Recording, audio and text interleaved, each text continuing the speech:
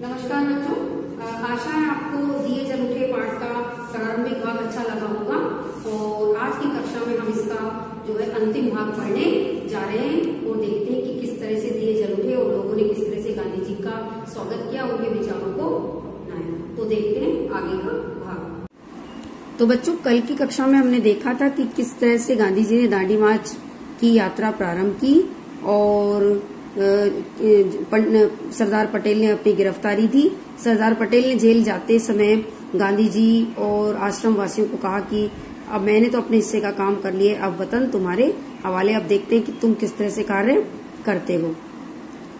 आगे हम पढ़ते हैं। सत्याग्रही शाम 6 बजे रात से चले और 8 बजे कनकपुरा पहुंचे। उस समय लोग यात्रा से कुछ थके हुए थे और कुछ थकान इस आशंका से थी कि मही नदी कब और कैसे पार करेंगे। मही सागर नदी को पार करके उन्हें दूसरे ओर जाना था। लोग सुबह से थक चुके थे और एक तरह से मानसिक अशांति के कारण थकान और ज्यादा महसूस हो रही थी, क्योंकि सभी को लग रहा था कि मही नदी कब और कैसे पार करेंगे। नदी के किनारे पहुंचते ही समुद्र की ओर से आने वाली ठंडी बयार यानी ठंडी हवा ने सत्याग्रहियों का स्वागत किया। कनकपुरा में 105 साल तक की एक बूढ़ी महिला ने, यानी कनकपुरा जब पहुंचे तो वहां 105 साल की एक बूढ़ी महिला ने गांधी जी के माथे पर तिलक लगाया और कहा, महात्मा जी, स्वराज लेकर जल्दी वापस आना। यानी ये जो आंदोलन आपने दांडी मार्च का चलाया है, तो अब स्वराज लेकर ही आना। गांधी ने कहा, मैं स्वराज लिए बिना नहीं लौटूंगा। स्वराज यानी अपना खुद का राज्य, यानी अंग्रेजों का शासन खत्म। महात्मा जी, स्वराज लेकर जल्दी वापस आना। गांधी ने कहा, मैं स्वराज लिए बिना नहीं लौटूंगा। गांधी की जनसभा का निर्धारित समय 8 बजे था, यानी कनकपुरा में शाम को 8 बजे उन्हें जनता को संबोधित करना था। लेकिन कनकपुरा पहुंचने में हुई देरी के कारण उसे 1 घंटे के लिए स्थगित कर दिया गया, यानी 1 घंटे लेट किया गया। जनसभा में गांधी ने ब्रितानी कुशासन यानी ब्रिटिश कुशासन का जिक्र किया। उन्होंने कहा, इस राज में रंग से राजा तक सब दुखी हैं। राजे महाराजे इसे जैसे सरकार नचाती है नाचते को तैयार हैं। यह राक्षसी राज है, इसका संहार करना चाहिए। रास्ते में रेतीले सड़कों के कारण यह प्रस्ताव किया गया कि गांधी थोड़ी यात्रा कार से करें। तो निर्णय लिया गया कि कुछ यात्रा जो है गांधी कार से करें, क्योंकि थकान हो चुकी थी। गांधी ने इससे साफ इनकार कर दिया। उनका कहना था कि वह उनके जीवन की आखिरी यात्रा है और ऐसी यात्रा में निकलने वाला वाहन का प्रयोग नहीं करता। ये पुरानी रीति है। धर्म यात्रा में हवाई जहाज, मोटर या बैलगाड़ी से बैठकर जाने वाले को लाभ नहीं मिलता। यात्रा में कष्ट सहे, लोगों का सुख दुख समझे, यही सच्ची यात्रा होगी। यानी गांधी जी के कुछ साथियों ने कहा कि उन्हें कुछ दूर पैदल और कुछ दूर कार में सफर करना चाहिए, किंतु गांधी ने कहा कि नहीं, जब कोई व्यक्ति धर्म यात्रा पर निकलता है, धर्म के लिए यात्रा करता है, अपने कर्म सुधारने के लिए यात्रा करता है, तो वो उसे किसी साधन का सहारा नहीं लेना चाहिए। और ये स्वराज भी मेरी एक तरह की धर्म यात्रा ही है, जिसमें मैं किसी चीज का सहारा नहीं लूंगा। यदि मैं पैदल चला तो लोगों के सुख दुख की बात कर पाऊंगा, उनसे मिल पाऊंगा। और ये वास्तव में एक पुरानी रीति है कि धर्म यात्रा में साधनों का प्रयोग नहीं किया जाता। अर्थात गांधी जी ने इस दांडी मार्च को अपने धर्म यात्रा का नाम दिया। ब्रिटिश हुक्मरानों में एक वर्ग ऐसा भी था जिसे लग रहा था कि गांधी और उसके सत्याग्रही मही नदी के किनारे अचानक नमक बनाकर कानून तोड़ देंगे। अब मही नदी के किनारे समुद्र तट था और नदी के किनारे से समुद्र सटा था और समुद्र के आने जाने से बार बार नदी के किनारे नमक इकट्ठा हो गया था। और अंग्रेज सरकार का ये मानना था कि कहीं यहाँ सत्याग्रह आ रहे तो नमक बनाकर नमक कानून ना तोड़ दें। यदि वो ऐसा करेंगे तो हम गांधी जी को तुरंत ही गिरफ्तार कर लेंगे, क्योंकि वो ऐसा किसी काम के होने की आशंका कर रहे थे कि गांधी जी कुछ करें जिससे हम उन्हें गिरफ्तार कर लें। समुद्री पानी नदी के तट पर काफी नमक छोड़ जाता है, जिसकी रखवाली के लिए सरकारी चौकीदार रखे जाते हैं। गांधी ने भी कहा कि यहाँ नमक बनाया जा सकता है। गांधी को समझने वाले वरिष्ठ अधिकारी इस बात से सहमत नहीं थे कि गांधी कोई काम अचानक और चुपके से करेंगे। इसके बावजूद उन्होंने नदी के तट के सारे नमक भंडार हटा दिए, उन्हें नष्ट कर दिया ताकि इसका खतरा भी न रहे। अर्थात जो गांधी के साथ वरिष्ठ अधिकारी थे, नेता लोग थे, उन्हें ये डर हो रहा था कि कहीं गांधी जी ने ऐसा कह दिया है कि नदी के किनारे नमक बनाया जा सकता है। वैसे तो उन्हें मालूम था कि गांधी जी कोई भी कार्य अचानक से नहीं करेंगे, न ही चुपके से करेंगे, बल्कि उनका हर काम पहले से पूर्व निर्धारित होता है। लेकिन फिर भी उनको डर था कि कहीं गांधी जी ने यहाँ नमक बनाना शुरू कर दिया और अंग्रेज सरकार ने उन्हें गिरफ्तार कर लिया तो फिर उनका जो ये आंदोलन है वो स्थगित हो जाएगा। और इसी डर से उन अधिकारियों ने नदी के किनारे का सारा नमक हटा दिया ताकि गांधी जी नमक बनाने की सोचे भी नहीं, और यदि नहीं सोचते तो चुपचाप उनकी यात्रा सफल होती चली जाएगी।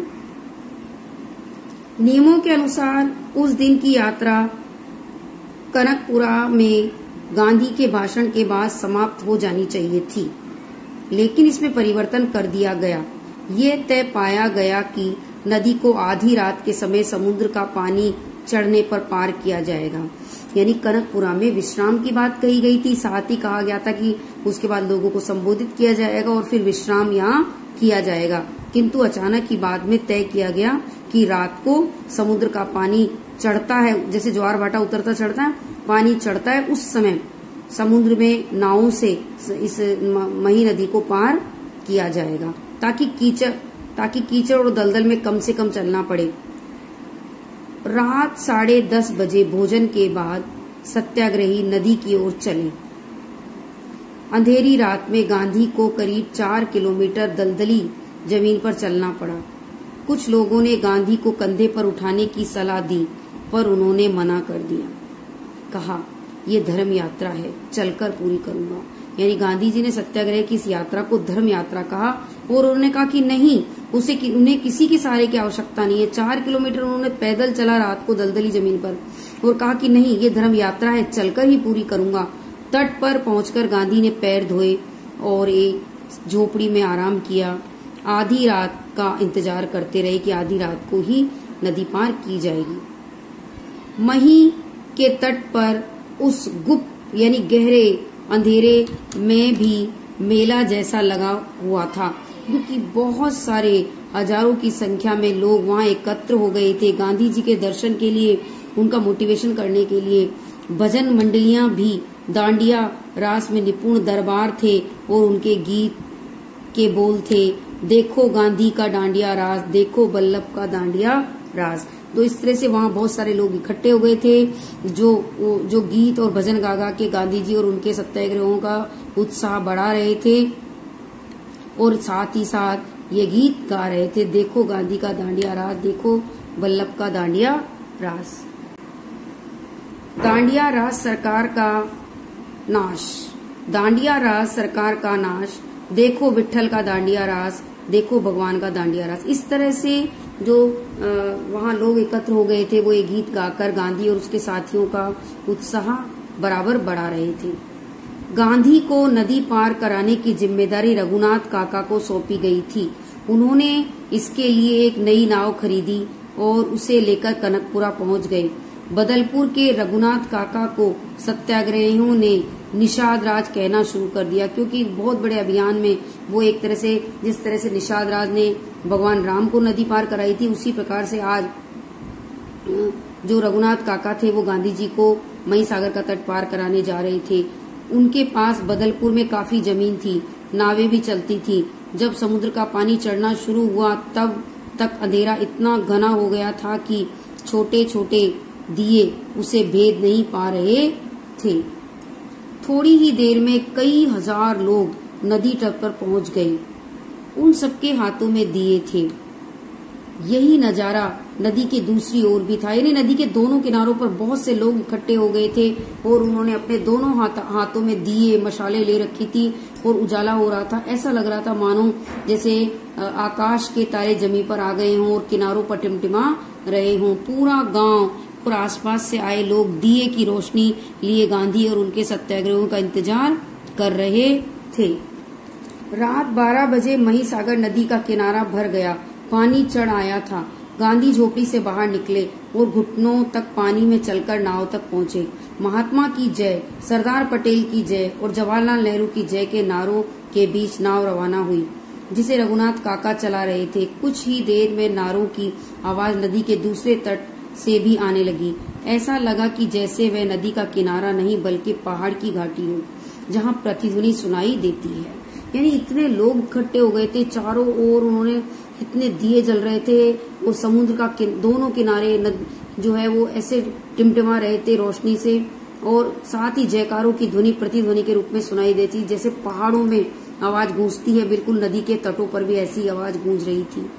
महिसागर के दूसरे तट पर भी स्थिति कोई भिन्न नहीं थी, यानी उसके दूसरे किनारे पर भी उसी तरह का बिल्कुल माहौल था, उसी तरह का कीचड़ और दलदली जमीन। यह पूरी यात्रा का संभवतः सबसे कठिन हिस्सा था। 1.5 किलोमीटर तक पानी और कीचड़ में चलकर गांधी रात 1 बजे उस पार पहुंचे और सीधे विश्राम करने चले गए। पर गांव के बाहर नदी के तट पर ही उनके लिए झोपड़ी पहले ही तैयार कर दी गई थी। गांधी के पार उतरने के बाद भी तट पर दिए लेकर लोग खड़े थे। अभी सत्याग्रहियों को भी उस पार जाना था। शायद उन्हें पता था रात में कष्ट कुछ और लोग आएंगे जिन्हें नदी पार करानी होगी। यानी गांधी के पार चले जाने पर विश्राम करने के बावजूद भी लोग लगातार समुद्र तट पर बने हुए थे, क्योंकि उन्हें लग रहा था कि और अन्य सत्याग्रही भी नावों से आएंगे और इनके अलावा कुछ लोग भी और हो सकते हैं जो सत्याग्रहियों के साथ नदी पार करेंगे। इसलिए गांधी के विश्राम करने के बाद भी लोग दिए जलाकर खड़े थे और रोशनी दे रहे थे।